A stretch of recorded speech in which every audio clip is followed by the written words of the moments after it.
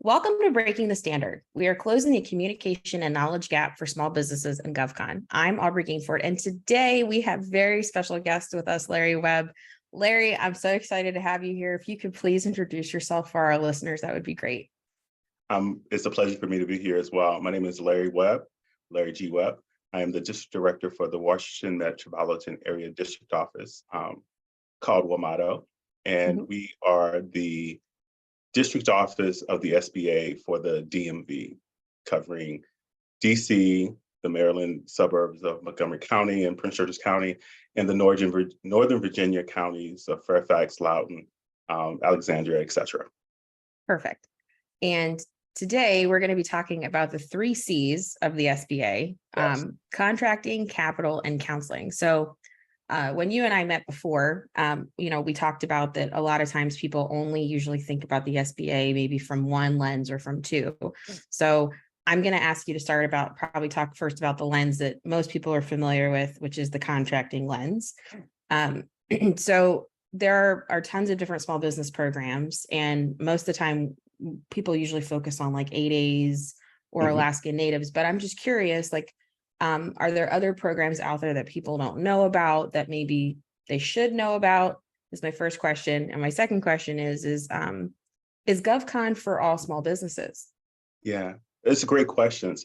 Let me pivot just for a second. I'll come back. I just want to talk broadly about what the SBA Oh, is, yes. and then jump right into those. Yeah. So the SBA, my office, is the Washington Metropolitan Area District Office. It's one of 68 district offices around the country. And those 68 district offices cover the entire US and all the states and the territories. So for your listeners that are not in the DMV, there is a district office in your state. And if it's a large state like Ohio or Texas or California or New York, there are more than one district office to cover. The DC office actually happens to be one of the few offices that don't have its own state, just because of the nature of the DC area. So there's a district office in Baltimore that covers the rest of Maryland, and there's a district office in Richmond that covers the rest of Virginia. And so I'm sort of situated in this weird sort of state plus category. I just wanted to mention that for your listeners that are out there, you don't have to be in the DC area to take advantage of these programs or these offerings. They are. There's one of me in a district office in every state. And if you go to our website, www.sba.gov, you can hit local assistance on the website. It's at the very top in the left, and put your zip code in, and you can find not only your district office, but many of the other resources that I'm going to be talking about today are there. And if you're on your phone, just click the top 3 lines, and then local assistance will show up. So if you're doing it from the mobile, you can find it just as well. I just wanted to lay that groundwork. No, I'm glad you did, because I made the assumption that everyone knows what the SBA is.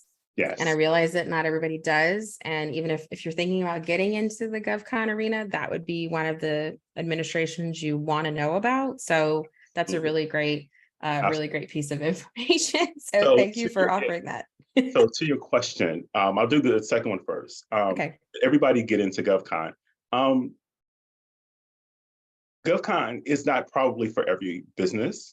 I'll go broadly and say that the US government is the largest buyer of goods in the world. So we buy everything. And so is there an opportunity for most businesses to participate in GovCon? Absolutely. But it is not intuitive. It is a process. Getting into government contracting at the federal level is complicated. There's certification processes. We talk about specific programs like the 8A. There's a time limit, and so you want to make sure that you are peaking as a business at the right time. And some people hear about a program like 8A, which I'm sure we'll talk about a little bit more. But just as an example, they go, "Oh, I should get certified at 8A so that I can receive all of this business from the government." And that is just a pass into the space. You still need to have connections and have built relationships and have a reputation of service, and have a real plan, because some people have joined have gotten certified as 8A, and then they expect this rainfall of business to come their way. You're still competing. You still have to have a good reputation. You still have to have you still have to hustle. You still have to make a name for yourself in the space, so that government agencies and government contractors are looking to you to do that work. And that's the point. And so, is it something that everybody can do? All businesses can do? Yeah, but you need to be real focused. And one of the things that I talk about quite often is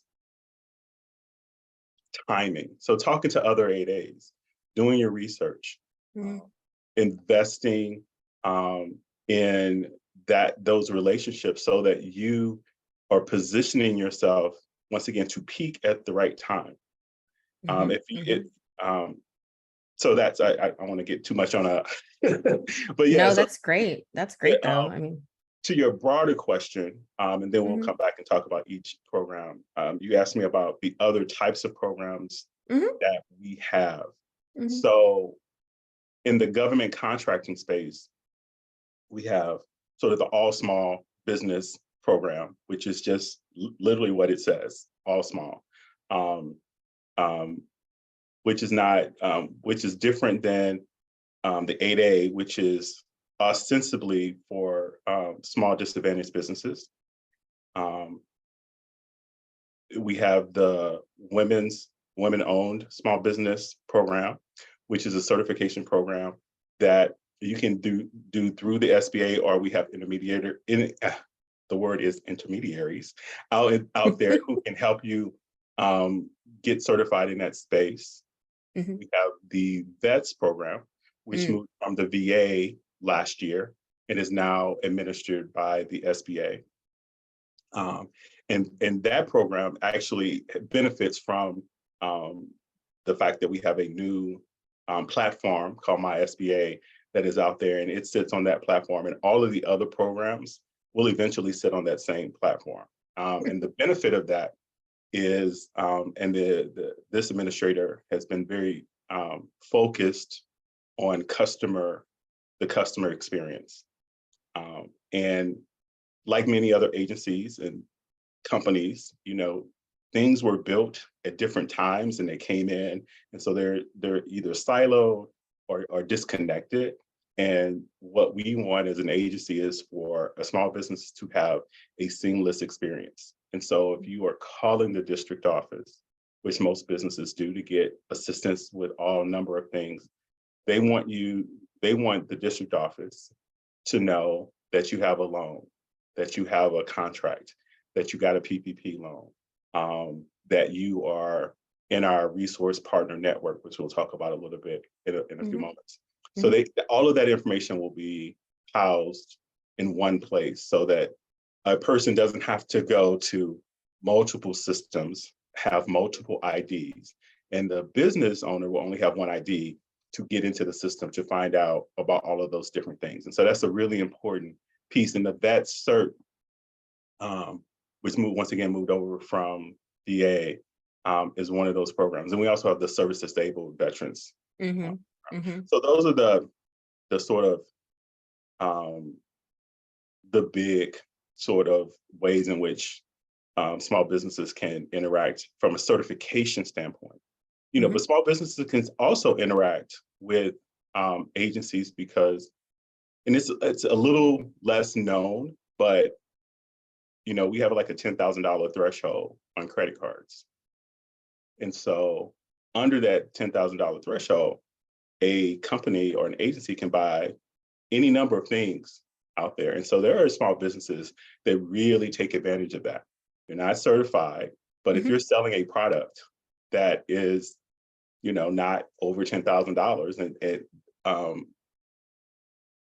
a agency, a contracting officer, or even just I guess it still is a contracting officer, but they can buy that. Those people have access to the credit card. So that is another way that businesses actually take advantage of the resources of the federal government, and some small businesses, particularly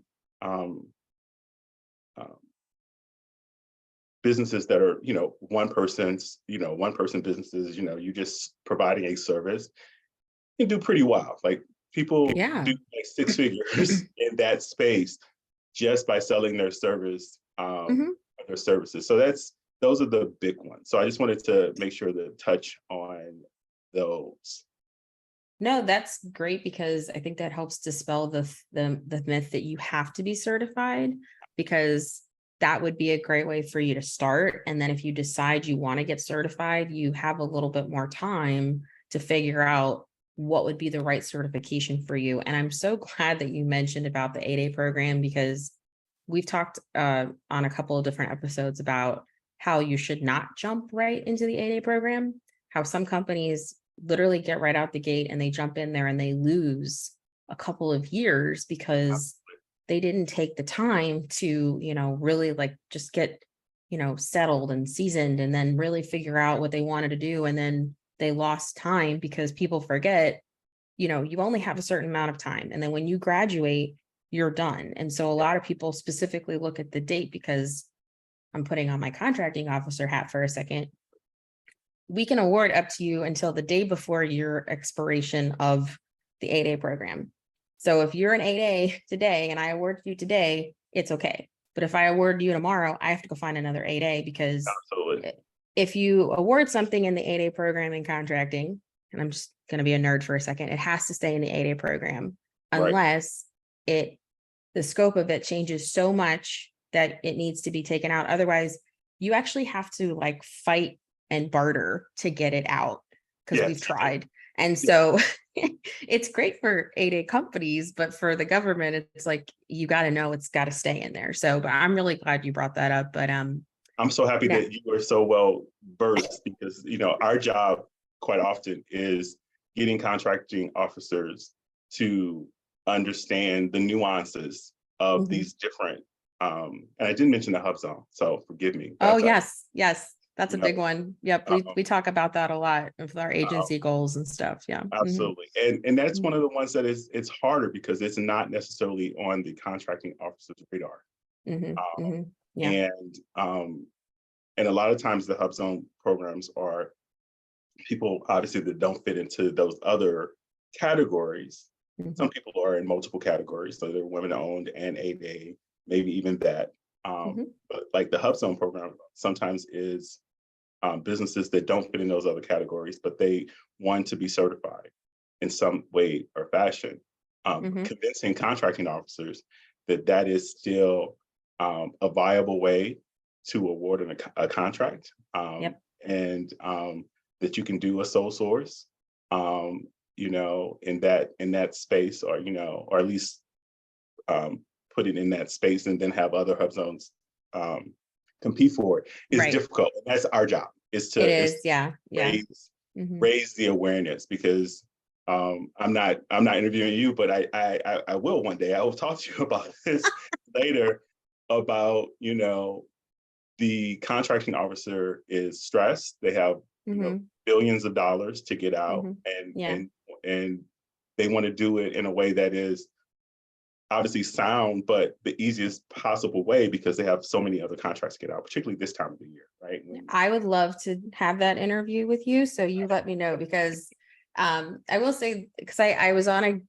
guest on a show last week, because I don't get to be a guest very often. And one of the questions that they asked me was looking at it from the CO side, and then looking at it from this side. And this side, I've learned so much about what small businesses have to go through on the other side of the house that I don't get to see as a CO. So I was pretty empathetic before, but I've tried to be really empathetic now. And I love small businesses. I won a small business award a couple of years ago. I try to give to small businesses as much as humanly possible. So and the 8A thing, I knew that, and I have to like fight with other people to explain to them that like, you cannot take it out. Like, if you don't want to go to this 8A, you have to go find another one. Like it doesn't work. But no, I can't wait for that interview. So we talked about the first C, and that's the most well-known C. the SBA. So I'm gonna, you had mentioned to me that there are two other ones, and I'm really curious to learn about them because I don't know a whole lot about either of these. So we're going to talk about capital next. Yeah. And you mentioned that there's loans, lending programs, and then education about lending programs, which is Yes. fascinating to me. So can you talk a little bit more about that? Yeah. So we have a variety of financial capital supports for small business. So obviously people know about the loans. And so sadly, the pandemic obviously raised the SBA's people's knowledge of the SBA tremendously. Right. More people probably know about the SBA now Than than they did ever before. did before, right? And that's a good thing for the SBA, not for the country that we had to go through that, but that's a good thing. So people are already sort of aware of that capital. But let me just talk about a little bit how that works. So most people think that the SBA gives out loans. The SBA does not give out loans. Mm, With an asterisk. We'll come back to the asterisk in a second. okay. The SBA used to do many, many years ago direct loans. Now we have this complicated sort of debenture process where we bundle all of the loans, sell them on a secondary market. It's the whole thing. And banks actually give out loans. And I shouldn't say banks, lenders give out Mm, SBA mhm, loans. And so mhm, we have loans at traditional banks, like the PNCs and M&Ts and so on and so forth, right? Capital One, et cetera. mhm, mhm. But then we also have what are called mission-based lenders, where they specifically are CDFIs. And you're going to ask me what that stands for, and it just escaped me, but I'll come back to it in It's just a okay. second. I mean, we can put it in the notes. Yes. It's Um, a-okay. but they're just financial institutions, community-based financial institutions. And what they do is they're looking at maybe different levers or different criteria to loan, right? They are specifically trying to loan to minority communities that likely house the minority communities. And so where a bank may be looking at your debt ratio at one number, they're looking at a slightly lower number. Maybe they're taking into consideration some other things that allow them to provide you a loan. We have organizations out there that loan anywhere from maybe $500 to returning citizens, right? Mhm, To microloan programs that can loan up to $50,000, mhm, right? mhm. To obviously your traditional lenders that are doing up to $5 million or what have you. And so there's a large expanse. And so one of the really important things that we have to do in that lending space is to get that information out to the public. Mhm, One of the mhm, other things that I say, and I think I know that my economic development specialists and lender relations specialists are talking to folks about in this space is just understanding what lending is, and how it works. And the fact that if you are a particular type of business and you go to your bank that you've always had your checking account or your savings account with, and you ask them for a loan, they say no, that doesn't mean that's the end of the process. Maybe that bank doesn't even loan to the type of business that you have. Maybe mhm. that lender is not interested in that business model. But if people don't know those types of things, they said no. And so they are then convinced that it's over. And so that's one of the things that we talk about a great deal. The other things that we do is that we do bond guarantees. So for businesses that need bonding, we have a whole office that does that. There's a whole, once again, it's sort of a guarantee where the government is going to the bonding company and saying, we will guarantee this portion of the bond in case it goes south. Similarly, that's what we do in the lending space. I didn't explain that. In the lending space, we don't lend, but we guarantee to the lender a certain amount. So 90%, 75%. So they are guaranteed to get a certain portion of that money if the loan goes bad. And that's how we support small businesses in that space. Because otherwise you may not get the loan. And most times people don't even know. Mm-mm. It's like if you went to get a house and you got a FHA, you only have to put down 3%. Like you're not going, they're great. You're going, great for me. I got this home. And it's similar in the business sense sometimes people don't know that they are receiving the benefit of it. They hear about it, but it's a pass through. They just get the loan, and that's what they're really concerned about. So Right, that's right. sort of the scene. I know we only have a limited time, so I won't. No, you're good. You're good. No, I love though that there's like specialists Yes, within each district office that, you can talk to then they can show you either where you need to go or who you need to talk to because, I was I thinking, didn't, I yes, didn't, I didn't, I mean, until you explain that, that makes so much sense that, like some places just don't offer that. And one of my favorite new sayings from, doing the show is no doesn't mean never. So just because you get a no over here doesn't mean that you can't go over here. And then they say, sure, we can help you out. Like, absolutely. let's take a look at it. So that's just so important. So if you're listening to this and you're looking at getting into, the GovCon space, one of the things that a lot of small businesses have to do that I've seen is they have to get somebody to back them to Mhm. have the capital to start out. So this is a great place to look for that if It is you have no absolutely. idea where to look for. And the other thing that no doesn't mean never. And one of the other things that that we talk to people about a great deal is when we get to the next seat, it becomes really germane, but Yeah. it's about understanding the process, doing the work, Hmm. investing in your business in a way that you're not just working in your business, but you're working on your business. Mm, hmm. You have to Hmm. sort of step outside of the day to day to grow and scale. Now, if you want to stay the same size, and if you don't want to, get more employees or get more contracts or what have you, then yeah, you can be the tax guy, right? Hmm. And I know Hmm. taxes, and I do taxes, and I'm the only one doing the taxes, and I do the taxes, but I also have to, you know, do the payroll and do the Hmm. other Hmm. kind of stuff as well. But if you want to grow, if you want to scale, and most businesses do want to scale and grow, Hmm. um, you have to take the time to work on your business. And that Hmm. means understanding where you sit in the ecosystem of all businesses just like yours, who are your clients, who are your customers, Hmm. um, who are your potential lenders, which agencies can you go to, which agencies buy the thing that you sell, and then what numbers, because you want to have a chance.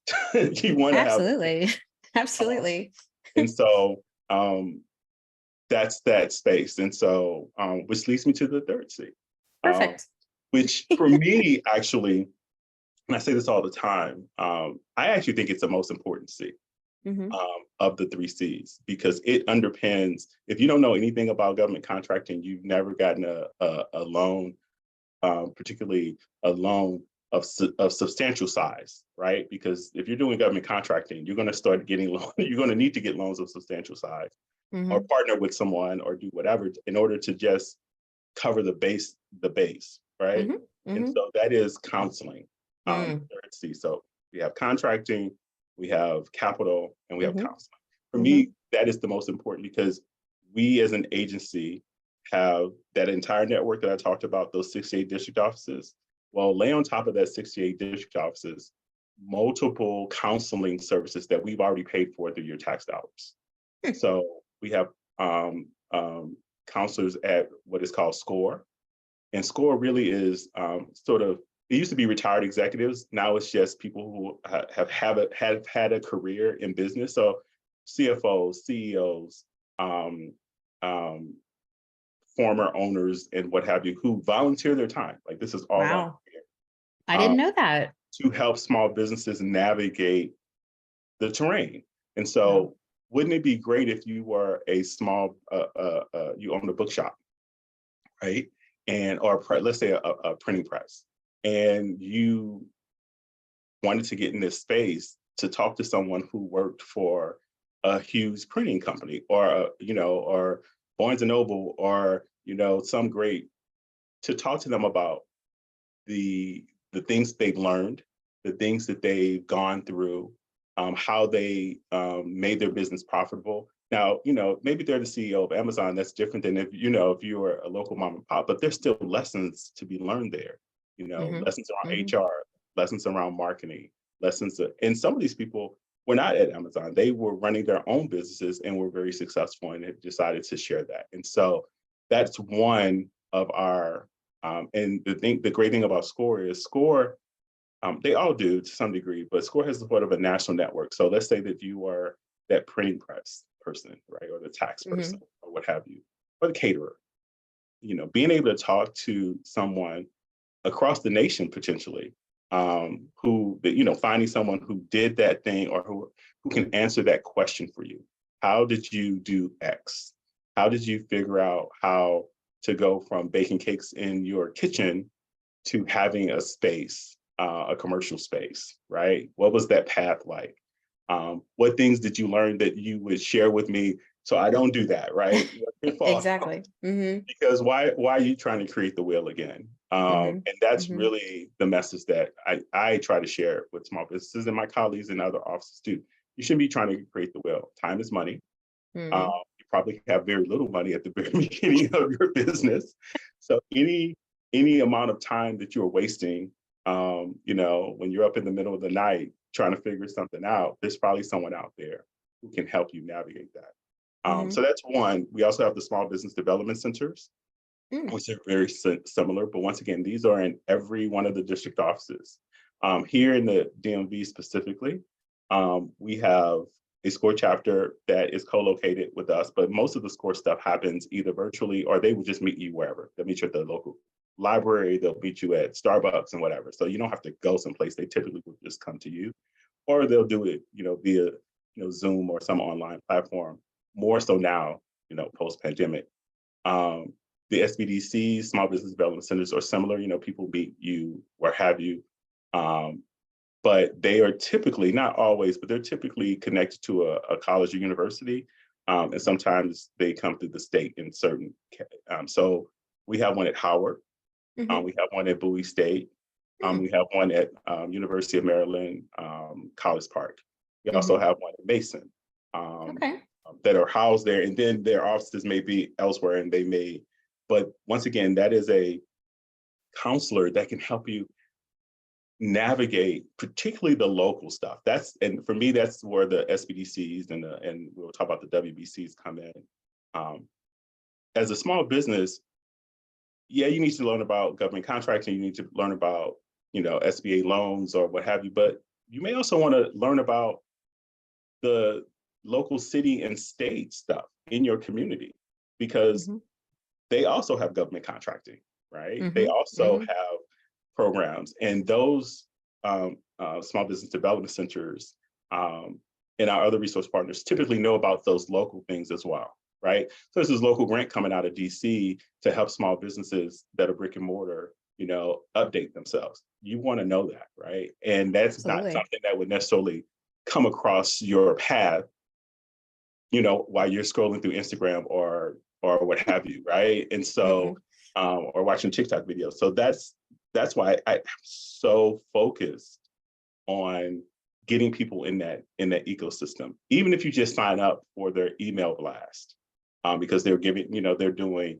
and I tell people to sign up for all of them because there's no loss, and you may see something that helps you. There's some webinar that's happening at noon that will, on finances or how to prepare your taxes, or the new tax thing that just happened for small businesses that will really help you offset your end of the year taxes or your quarterly taxes, but you don't know about it. And so that's why I think it's so important.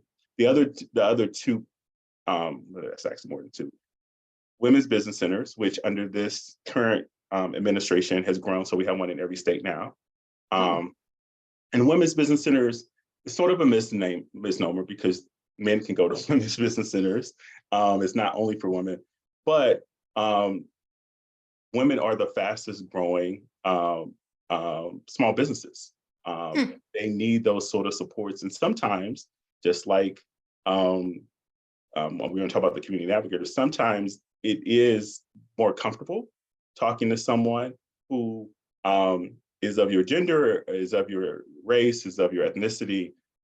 Sometimes there's fear that you're not getting the proper shift. I guess in some cases that you're being mansplained to or what have you. And so that's why we have this opportunity in the women's business center space. And once again, they're open for everyone. And I don't want to overstate this, but in some cases, when I've talked to our women's business centers, they do a wraparound. So they're talking to you, they're figuring out what you're asking, but they're also looking at what you need. Sometimes some of our other ones are like, okay, this is a question, let's answer this question, and then you ask us the next question. And they, there's sort of a different model there. And particularly a small business that is nascent, just coming out, maybe you just have an idea of a small business. You don't even have your feet really on the ground yet. That might be a good place for you to start, right? Because you're not asking complicated questions like, how do I move from this financial system to this financial system because the federal government requires this level of investment in a financial system? It's more like, how do I get started? Yeah. Where do I go to get a business license? How do I set up this business to protect my financial interests? Do I need an LLC? Do I need an S corp? Do I need a holding company? All of those different sources can answer those questions. The SCORE, the SBDC, the Women's Business Center, but the Women's Business Center just has a really good model for that thing. Now, they can't answer all those other questions, but that's my conversations with the Women's Business Center. That was their focus. So I am talking about what they've shared with me about there.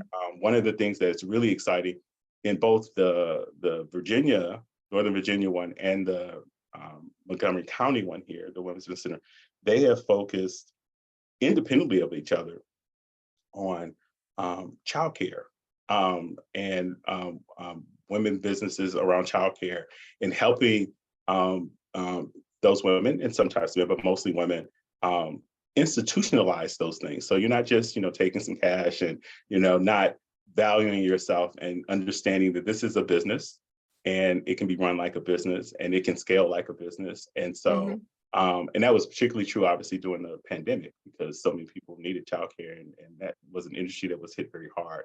So both of those centers are really working and seeing great outcomes from that work. And I know in the state of Maryland, they're actually looking at some of the work they did there as a model across the state to help other businesses in the same categories. Sort of, how do you scale? That's awesome.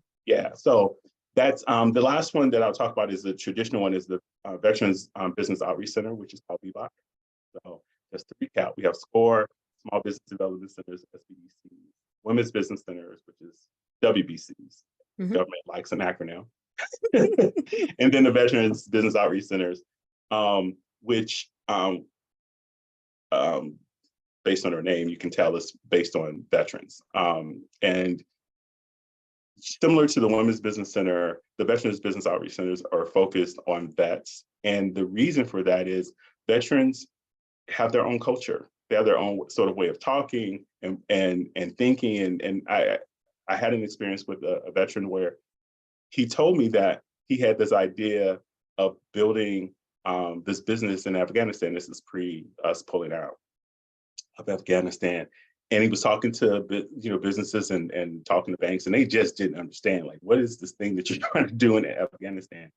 But he went to a business, VBOC, and they understood, because they understood that that's where his network was. He had spent years there. He knew the people there. He had contacts there.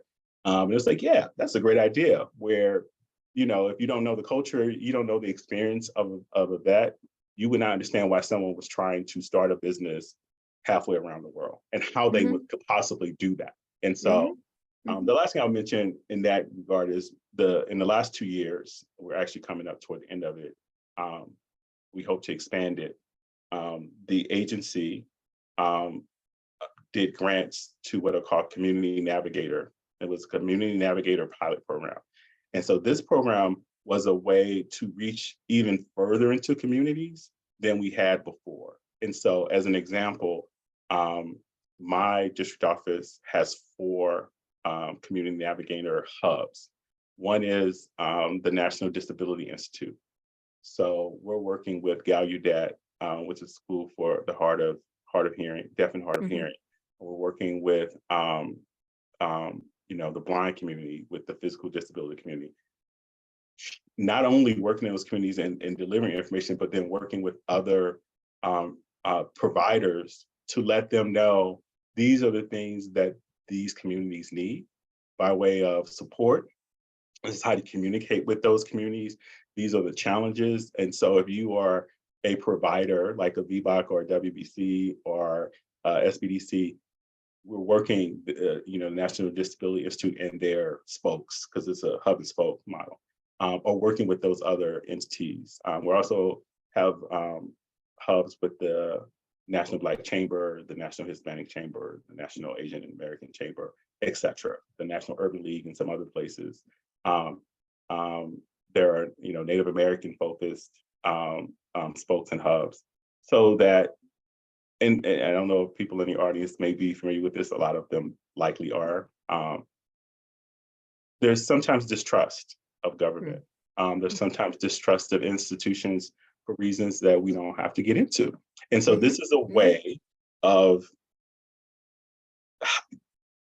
being housed in communities and being housed in institutions that have cultural competency, know how to communicate, have history in those spaces where people might be more willing to go. And then once you're in the system, once you're in the ecosystem, not the system, but the ecosystem, you may navigate to those other things, right? You're like, oh, I didn't know that this institution, I didn't know that we had access to this. The National Gay and Lesbian Chamber of Commerce is also a part of that sort of ecosystem as well. What I find is when I go out to speak or do something, I hear the same thing all the time. If it's the Asian American community and I'm talking to the head of their Chamber of Commerce, or the Hispanic community or the Black community, the gay and lesbian community, the challenges, the frustrations are similar. And so trying to navigate that, demystify it, and be an ally in the government space for small businesses is what our job is to do. So absolutely. And I love that exists because, yes, it's a business, but at the end of the day, there are people behind the businesses. So having those different culture or communities of awareness to be able to help either bridge that gap or be able to explain that and have them be understood. It's language, it's just such sometimes. language, because people use different phrases or terminologies, or I don't even know what that means. Or it's like, you're literally, it's like, are you speaking English to me right now? And it's like, I am, but they just don't know the terminology. That I think also leads to better business practices, because absolutely, you're just making those connections, because at the end of the day, there are people behind these businesses, absolutely. and I think that's great that all exists. So I am so thankful that you were able to be with us. And for those of you who are listening, I have been trying to get Larry on this show for a very long time. So this is a big, big moment for me. If our listeners want to get in touch with you, what would be the best way to do that? So the best way to get in touch with me is to reach out to us at our district office website, which is sba.gov/DC. Simple. And all of our contact information is there. We have multiple sort of emails to, if it's about 8A, if it's about general information and what have you, they can reach out that way. And we would love to hear from you. I mean, the thing that I would say, if you are a person, reach out to the SBA. If you are an organization and you would like someone from the SBA, myself or one of my staff members or team members to come and sort of talk about these things more broadly, please reach out. That's what we do. We love to hear from folks, so we don't have to find you, you find us. And so, great. And once again, if you are around the country and you're listening to this podcast, that district office would be just as happy as I am to provide these resources. That's what we're here to do. That's what we love doing. And thank you so much for this time. This was actually a lot of fun, Aubrey. I'm so glad to have you. And if you're listening to this and you have any questions for Larry, or you have questions for me, please reach out to us at the show at breakingthestandard@gmail.com, and make sure to come find us on LinkedIn. Until next time, bye. Thank you.